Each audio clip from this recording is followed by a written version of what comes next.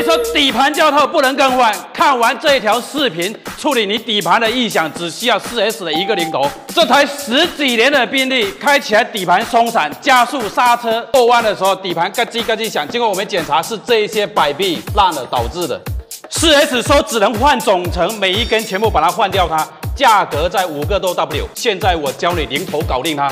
这种摆臂的话，我们检查没有变形，球头没有损坏，只需要换这个胶套就可以搞定。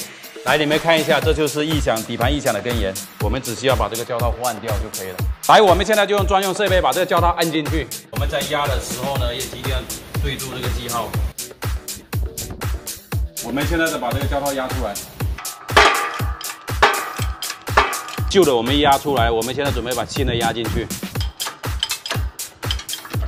看一下这一根，我们已经把胶套压回去了，它现在就跟全新的一样。